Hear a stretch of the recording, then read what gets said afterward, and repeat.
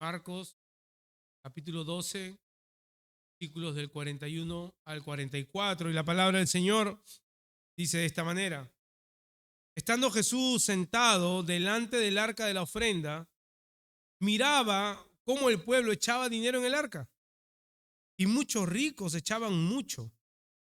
Y vino una pobre y echó 2 blancas, o sea, un cuadrante. Entonces, llamando a sus discípulos, le dijo: de cierto os digo que esta viuda pobre echó más que todos los que han echado en el arca, porque todos han echado de lo que les sobra, pero esta, de su pobreza, echó todo lo que tenía, todo tento. Damos gracias, Señor, por su palabra. Pueden sentarse. Y voy a llamar a nuestro hermano Darwin, quien está a cargo de exponer el texto que acabamos de leer, no sin antes orar por él. Amado Padre, te damos gracias por los siervos que tú levantas con la carga de exponer tu palabra con claridad. Yo te pido, Señor, por medio de tu espíritu, proveas todo lo necesario para que mi hermano Darwin, con toda libertad, la libertad que tu espíritu nos da, pueda proclamar, exponer tu palabra, Señor, se presente ante ti. Tú eres la audiencia principal, obrero que no tiene de qué avergonzarse, que traza bien la palabra de verdad, que sea de edificación para nuestros corazones que están sedientos y necesitados. En Cristo Jesús. Amén.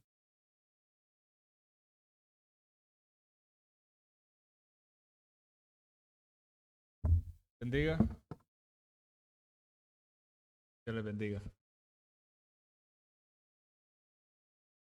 Doy gracias a Dios por la oportunidad de que nos reunamos una vez más aquí, en este lugar, para que juntos estudiemos la palabra de Dios. Todos venimos aquí a escuchar la palabra de Dios. Es mi deseo, es mi intención que usted se vaya claro después de haber escuchado la palabra de Dios. Como bien leía nuestro pastor, el tema de hoy es uno de los temas más populares, más conocidos, tocados, la ofrenda de la viuda. Y ha sido, créanme, ha sido un desafío poder estudiarlo, poder comprender qué es lo que dice el texto y ha sido de gran bendición para mí mismo, haberlo visto como debe de ser, porque creo que vivimos en una época que se nos manipula mucho. Utilizan pasajes como este para atrapar a ingenuos. Así que no es la ocasión. Dios quiera que este pasaje produzca en nosotros una mayor comprensión de quién es Cristo, de su santidad, la santidad de la iglesia, del evangelio, de la verdadera religión. Una iglesia sana, la palabra sana, el evangelio sano, como tenía la intención Jesucristo en su contexto. En el evangelio de Marcos, capítulo 12, Jesús está en su última etapa de su ministerio.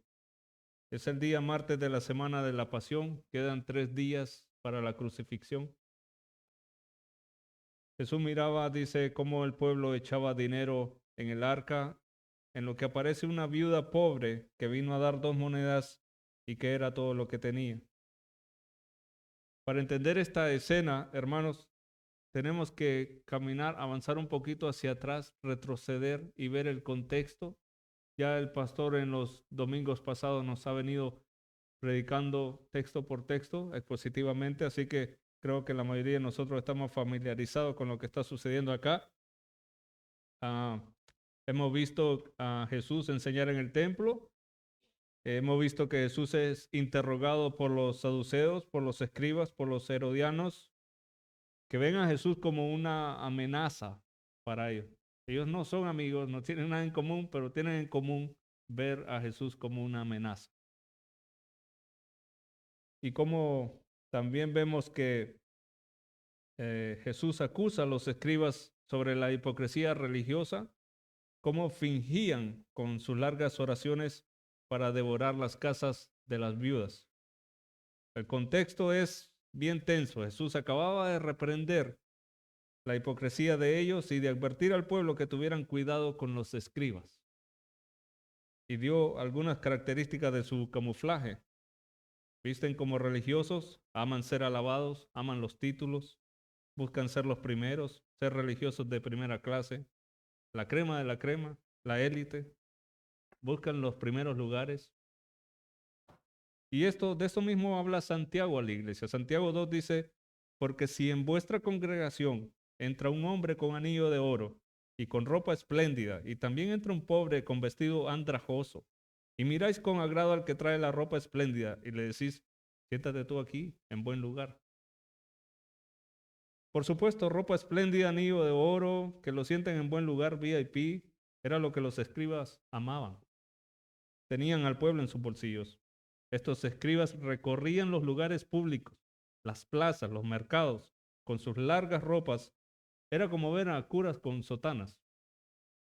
Era como ver a un universitario con toga y birrete yendo a la gasolinera, yendo al supermercado, para que digan, wow, mira, qué preparadísimo es ese hombre, cómo se ve, qué espiritual que se ve. Entonces los escribas vestían de tal manera que les gustaban las alabanzas del pueblo en público. No solamente las amaban, las exigían. También buscaban censurar a Cristo, buscaban el dinero del pueblo. Muy poco les importaba saber por qué David había dicho que el Mesías lo había llamado mi Señor.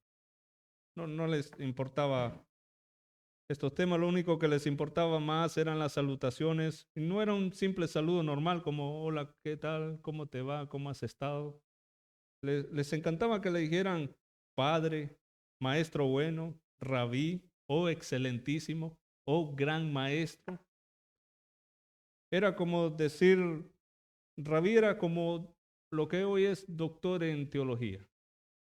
O, ¿recuerdan la escena también de Jesús y el joven rico? Leamos. Marcos 10 dice que en esta escena vemos un ejemplo de cómo las personas se acercaban a un rabí. Al salir Jesús, al salir él, para seguir su camino, vino uno corriendo e hincando la rodilla delante de él, le preguntó, Maestro bueno,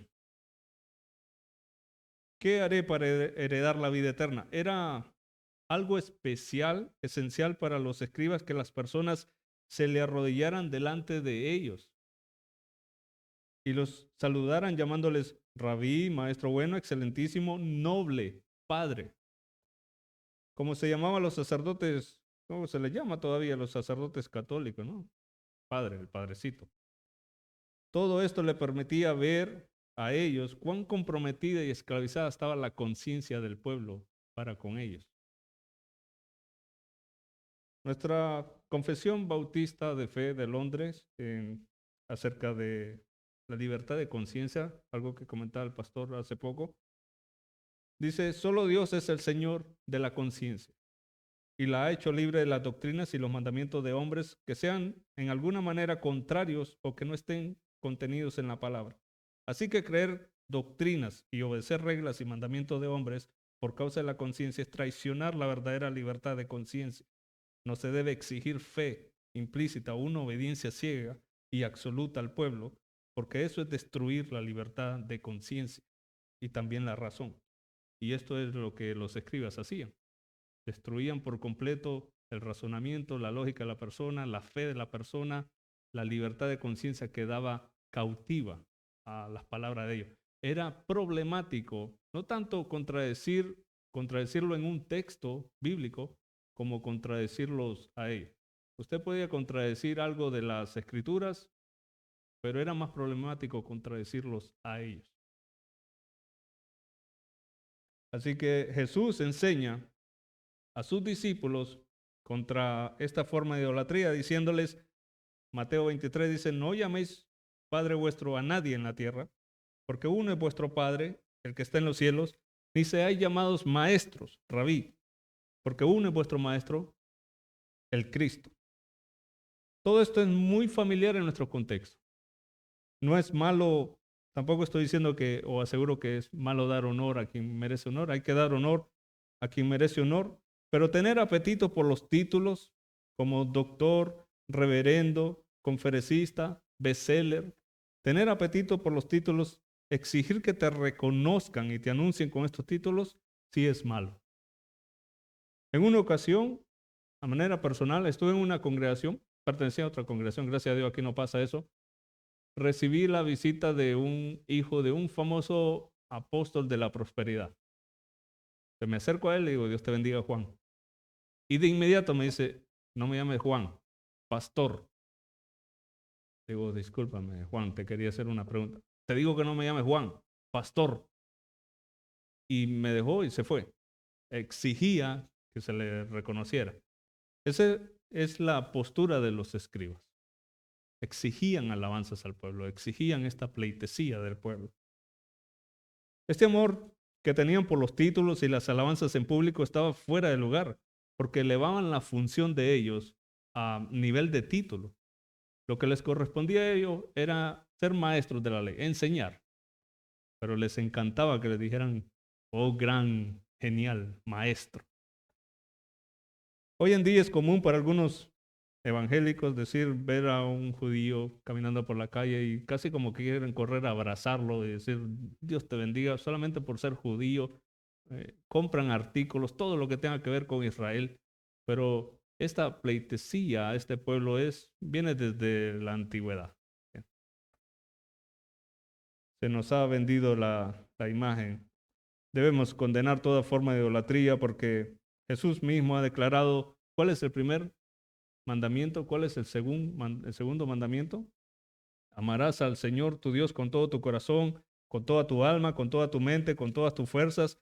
Este es el primer gran mandamiento. Recuerdan que Jesús, uno de los escribas, les preguntó, bien, sabiendo cuál era el primer y el segundo gran mandamiento, aún así ellos ignoraban la palabra de Dios, desobedecían directamente la ley de Dios. El pastor MacArthur comenta que las oraciones de los escribas, que eran largas, como dice Marcos, no eran largas porque querían hablar con Dios o porque tuvieran muchas cosas que decir a Dios, eran largas porque hacían vanas repeticiones. Frases repetidas, repetidas, con la única intención de engañar a los ingenuos, engañar a los vulnerables, hacerse pasar por maestros de la ley, hacerse pasar por espirituales. Y la intención de ellos, el fin de ellos era el enriquecimiento, el lucro. Esto mismo ocurría con las viudas. Los escribas iban a sus casas, fingían espiritualidad con largas oraciones, las cargaban de pecado, esclavizaban su conciencia, las llevaban cautivas, luego le ofrecían protección espiritual, cuidados y atenciones especiales a cambio de que ellas tuvieran que llevar dinero a las arcas del templo. Y esto sucedía hasta que arrasaban por completo las riquezas de la viuda.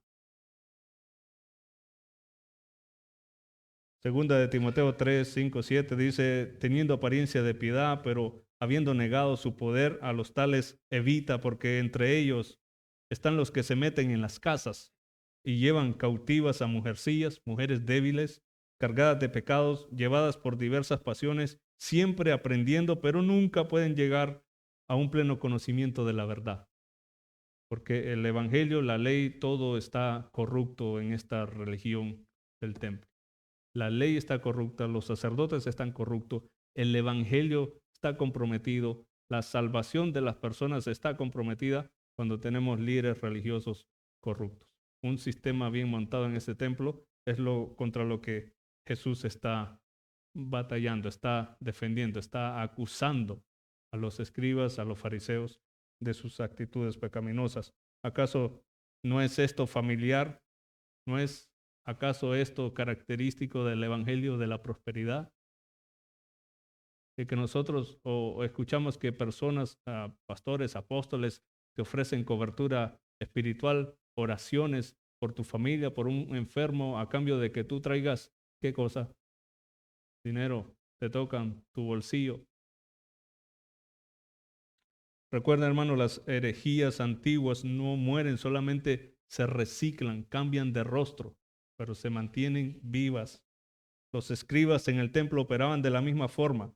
que operaban los falsos maestros de hoy, que operan los falsos maestros de hoy, siempre con el amor al dinero, amor a las alabanzas para ellos mismos, amor a los más altos puestos, a los primeros lugares, ofreciendo cobertura espiritual a las viudas a cambio de lucrarse de ellas. Incluso sabiendo cuál era el primer gran mandamiento, como lo preguntó el escriba, Dios había ordenado también el cuidado a las viudas, y esto lo vemos en el Antiguo Testamento. Cuando vamos a Éxodo, capítulo 22, dice, no afligirás a la viuda ni al huérfano, si lo afliges y clamaren a mí, ciertamente oiré su clamor. Dios es defensor de las viudas. Salmo 68:5 dice, Padre de huérfanos y defensor de viudas es Dios en su santa morada.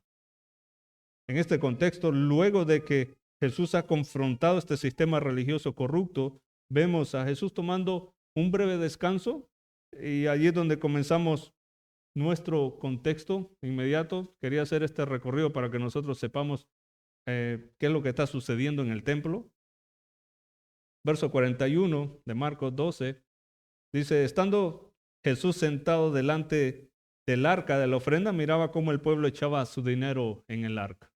Esto es general, todo el pueblo tiene que venir y traer su dinero al arca. La frase delante o frente del arca es para que ubiquemos a Jesús en lo que era la planta baja del templo. Había que bajar las escaleras y salir al patio, en lo que se le conocía como el atrio de las mujeres, donde estaban las arcas. Así que Jesús está en el atrio de las mujeres y viendo que el pueblo trae sus donativos, estos donativos eran usados para distintos propósitos, distintas causas. Muchos ricos echaban mucho, dice el texto. Y muchos ricos echaban mucho. Ahora, ¿sabemos quiénes son estos ricos? Los escribas, los fariseos, los saduceos. El grupo élite de religiosos eran los que venían y fingían echar. El templo se había convertido en el banco central de los judíos, donde todos venían con dinero a invertir a diferentes propósitos. Esos aportes económicos iban a fondos que estaban bajo el control de los escribas. Ellos podían disponer de todo ese dinero y lo hacían. Según el historiador judío Flavio Josefo, el templo era el centro de operaciones que funcionaba como la reserva del Tesoro Nacional. El templo. Recolectaban el dinero del pueblo y hacían préstamos al pueblo. También funcionaba como mercado, intercambiaban monedas, cambistas. Todo esto estaba conectado con la denuncia que Jesús había hecho anteriormente. Han convertido la casa de Dios no en casa de oración, sino en cueva de ladrones. Y los más vulnerables, las viudas, eran abusadas, extorsionadas. Según los propios escritos judíos, estos escribas acostumbraban a hospedarse en las casas de las viudas, en algún rinconcito de la casa, comían de la provisión de las viudas, hacían largas oraciones con las viudas, demandaban ofrendas a cambio de prestar servicios de protección y cuidado para las viudas, y cuando la viuda fallecía se adueñaban de sus casas. Una de las marcas de la falsa religión, de un falso maestro y de un evangelio corrupto es el amor al dinero. Los líderes religiosos gobernaban con el disfraz de maestros de la ley para lucrarse. Jesús le dice, dale al César lo que es del César y a Dios lo que es de Dios. ¿Y qué cosa era lo de Dios? El pueblo, la ley, las finanzas. Ellos se lo habían tomado todo. En Mateo 6 expone Jesús su amor al dinero. Dice, ninguno puede servir a dos señores porque aborrecerá al uno y amará al otro, o estimará al uno y menospreciará al otro. No podéis servir a Dios y a las riquezas. El apóstol Pablo también tuvo que advertir a la iglesia de falsos maestros. Por donde quiera que surjan, hermanos, siempre tienen los mismos patrones. Apartados de ellos, porque los tales son esclavos no de Cristo, nuestro Señor, sino de sus propios apetitos. Y por medio de palabras suaves y lisonjeras engañan los corazones de los ingenuos. Ahora quizá usted se pregunta qué tiene que ver todo esto con la viuda que dio todo lo que tenía. Para entender la escena de la viuda es necesario que comprendamos el nivel de corrupción que hay en esta religión, en el templo. cómo se manejaba el templo, cómo los líderes corruptos desobedecían directamente los mandamientos de Dios, la ley de Dios. Dios había ordenado específicamente había dado palabras sobre el cuidado de las viudas y ellos enseñaban la ley distorsionada. El sacerdotalismo reinaba, el sacerdotalismo, la exaltación a los sacerdotes, exaltación a los títulos más que a la palabra de Dios. La viuda entonces viene a ser evidencia de esta religión corrupta. Cuando Jesús está sentado y mira que viene una viuda pobre a dar 2 monedas, que era todo lo que tenía y todo su sustento, usted sabe los niveles de corrupción que hay en el templo. Mientras Jesús descansaba y ve esta escena, es interesante porque Jesús acababa de decir que los escribas devoran las casas de las viudas, las consumen.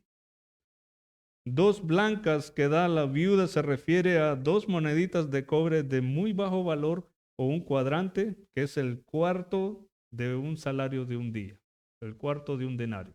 Denario, el salario de un día. Así que la cuarta parte del salario de un día era lo único que le quedaba a la viuda. 2 blancas en realidad es muy poco en contraste con lo que dice de los ricos, que los ricos daban grandes sumas de dinero. Pero el texto no dice que la viuda dio poco, en realidad dice que lo dio todo lo que tenía en comparación con la ofrenda fingida de los ricos. Ahora, es muy conocido que este pasaje tiende a promover las ofrendas, a mover los corazones dadivosos, generosos, que tomemos a la viuda como ejemplo y hay que darlo todo. Puede ser práctico, pero no es lo que dice el texto. Un comentarista bíblico dijo, y sobre esto han dicho muchos, sobre esta ofrenda de la viuda, dice: a los ojos de Jesús, las 2 moneditas de cobre eran como diamantes resplandecientes por su acción. Junto con el comentario de Jesús, ha inspirado a miles de personas a seguir su ejemplo. Bien, lo cierto es que este pasaje ha sido manipulado, ha sido presentado como base para promover las ofrendas y como base para promover el enriquecimiento de sacerdotes. La viuda es un ejemplo a seguir, dicen ellos. Esto es conveniente solamente para el que tiene la mente puesta en el dinero, solamente para el que quiere recolectar dinero. El pasaje no se trata de la ofrenda generosa, no dice nada el texto sobre la generosidad. La viuda tampoco se debe de convertir en el estándar para el cristiano. El estándar del cristiano debe de ser dar con gratitud. Segunda de Corintios dice que demos con alegría, con un corazón, no por necesidad, no por obligación, sino con un corazón. No dice que el cristiano tiene que darlo todo. Los falsos maestros vienen y te dicen tienes que dar hasta que te duela. El texto simplemente dice que vino una viuda y dio 2 blancas, todo lo que tenía, y ese era todo su sustento. ¿Por qué lo hizo? ¿Qué quiere decir todo esto? ¿Qué significa que la viuda haya hecho esto? No se trata de que la viuda dio, se trata de que la viuda fue despojada de todo.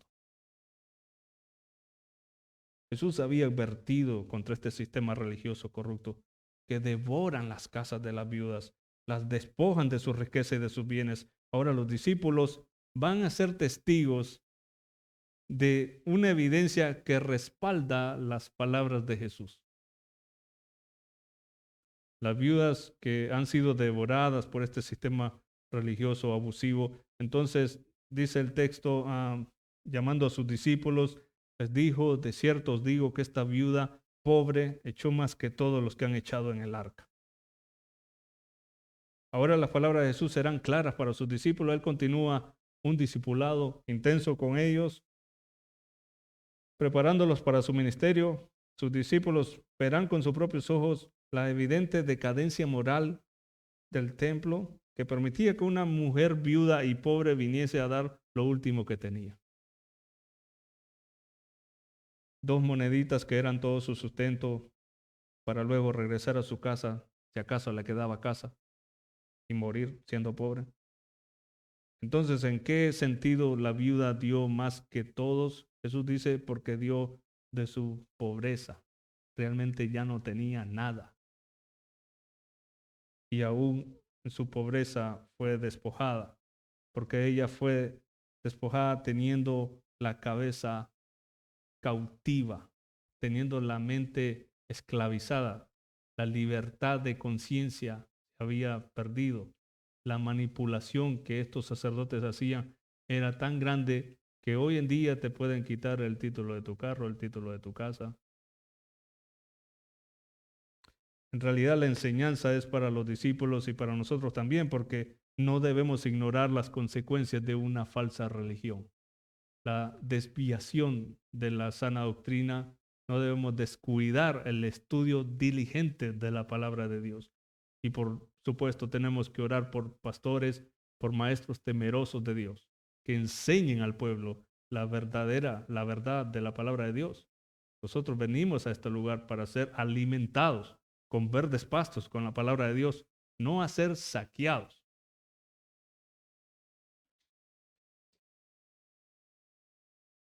Este pasaje de la viuda lo que nos muestra es que la viuda es una víctima de esta falsa religión.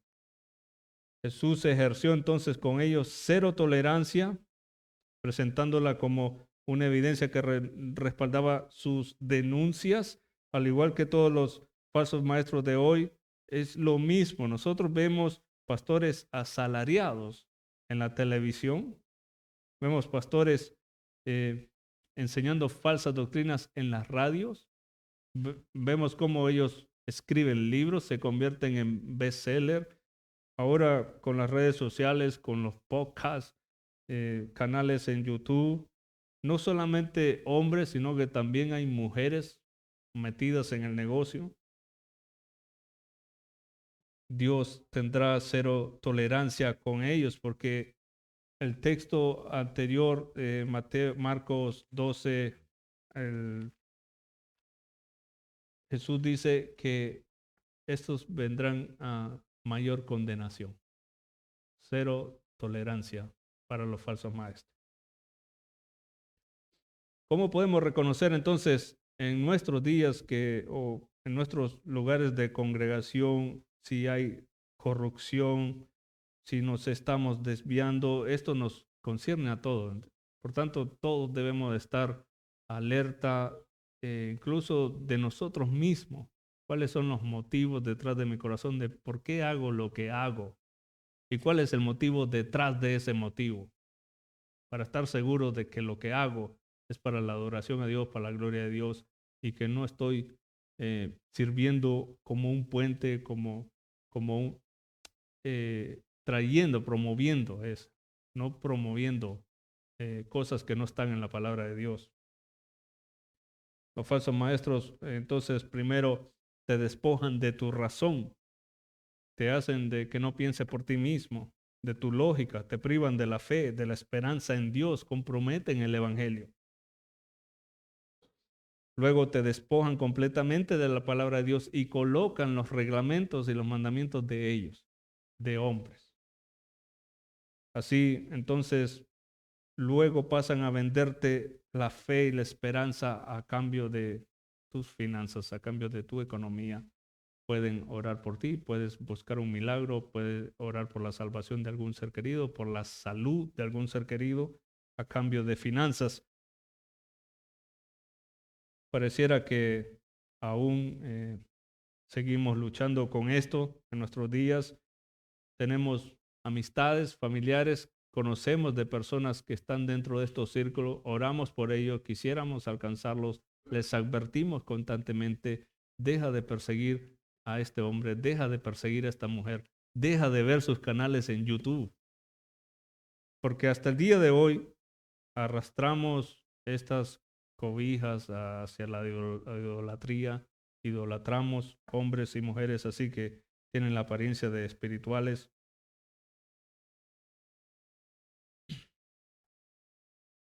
Nuestra meta, hermano, es hacer discípulos de Cristo y no discípulos nuestros, personas que sean dependientes de nosotros. No queremos eso.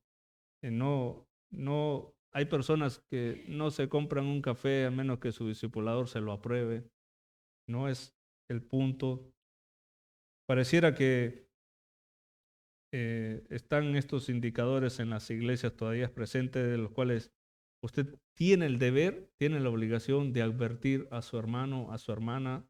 Tengamos cuidado con estas filosofías. El sacerdotalismo es algo también a lo que Jesús se opuso en sus días. El sacerdotalismo es lo mismo a lo que los reformadores se opusieron en sus días. Esta dependencia del padrecito y del sacerdote. Tenemos que cuidar el corazón de nuestros líderes. Implica que nosotros estemos atentos de nuestros líderes en oración. Sentémonos bajo la predicación del pastor, sentémonos bajo la predicación de un hermano, un maestro, y examinemos diligentemente lo que se nos está enseñando, lo que se nos está predicando. ¿Por qué razón? No solamente por mi conciencia, sino por la conciencia de mi hermano. Tengo que examinar y decir, mira, ten cuidado aquí, porque puedes deslizar, puedes resbalar. Entonces yo tengo que tener un sentido de urgencia en cuidar la sana doctrina, cuidar la salud de la iglesia. Así que si este mensaje está aquí, es para nosotros hoy en día, tenemos que tener cuidado de que los pastores no sean puestos en una situación donde se vean tentados al poder, donde se vean tentados al autoritarismo, tentados al control absoluto. ¿Por qué razón? Porque es el pueblo el que le daba este poder a los escribas. Muchos de los pastores que se han desviado no se desviaron porque quisieron desviarse desde un principio, sino porque los pusieron en esta situación. Nosotros acarreamos o arrastramos estas cobijas católicas, romanas. ¿Recuerdan cuando nos teníamos que ir a confesar al Padrecito? Y hacíamos lo que el Padrecito nos dijera. Nunca cuestionamos si era bíblico o no era bíblico. Entonces no estamos ya más en ese contexto. Ahora tenemos que cuestionarlo todo, examinarlo todo. El ejemplo de la viuda nos enseña que la falsa religión tarde o temprano cautiva las conciencias de los débiles, haciendo que el creyente caiga en una falsa adoración, una obediencia ciega a las palabras de sus líderes porque sustituyen la palabra de Dios. Y eso, descuidar la palabra de Dios, es la puerta de entrada a toda falsa doctrina.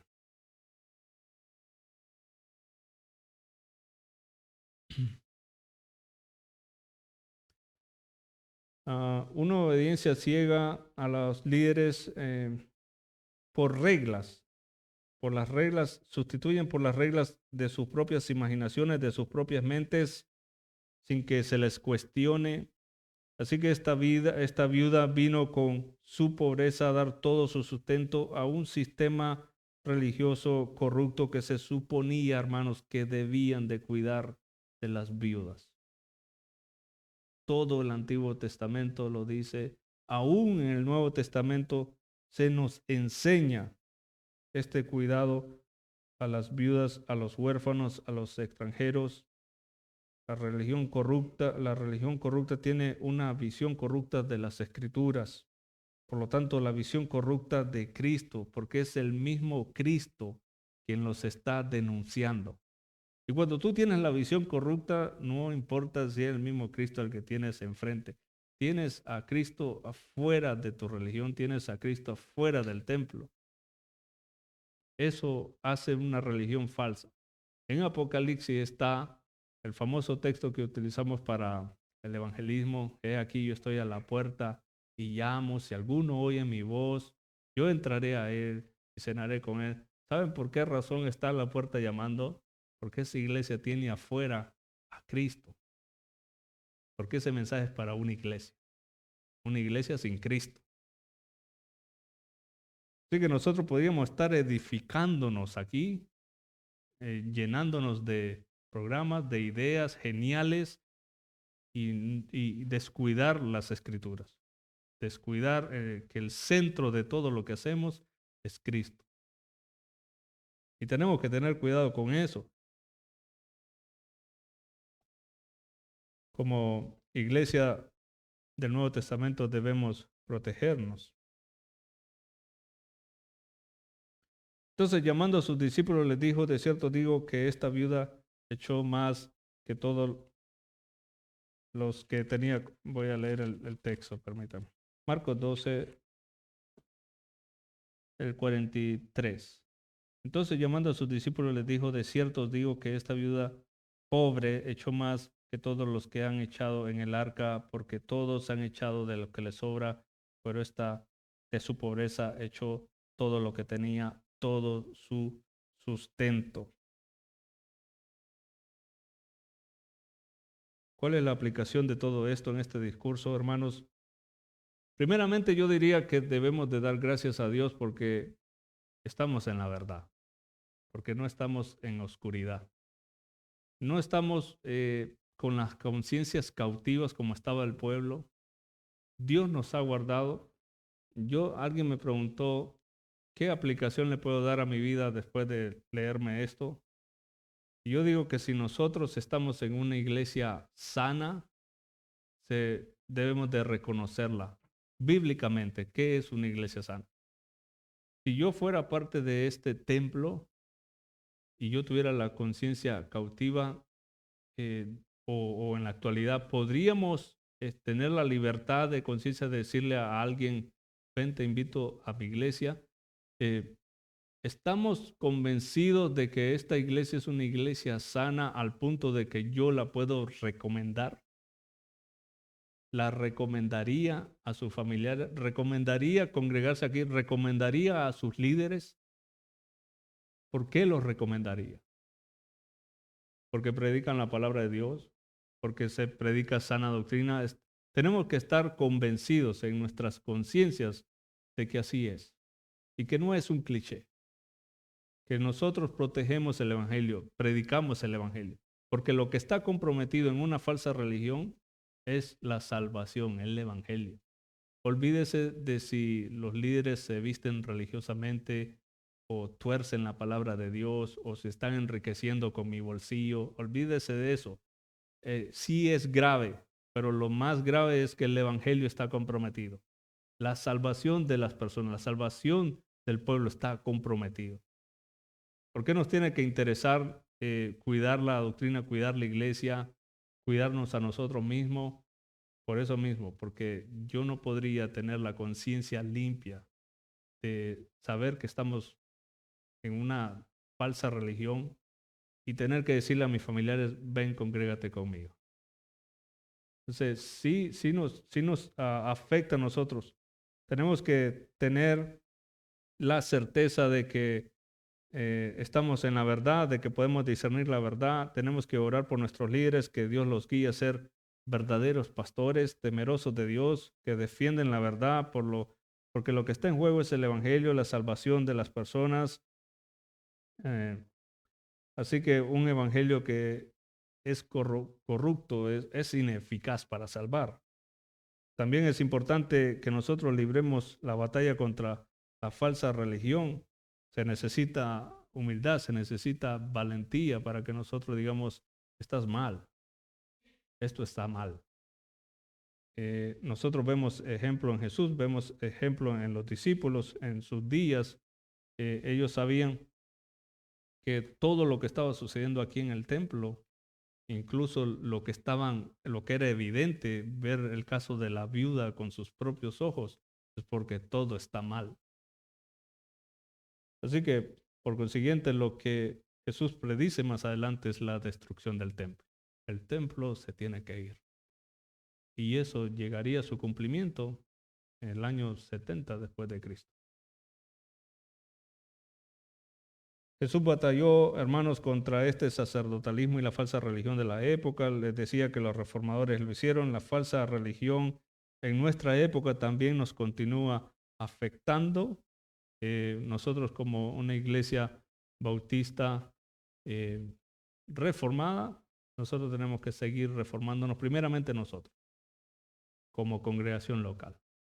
Y segundo, que nosotros tenemos que seguir batallando con el Evangelio de la verdad. Nuestra intención es que seamos una iglesia, columna y baluarte de la verdad.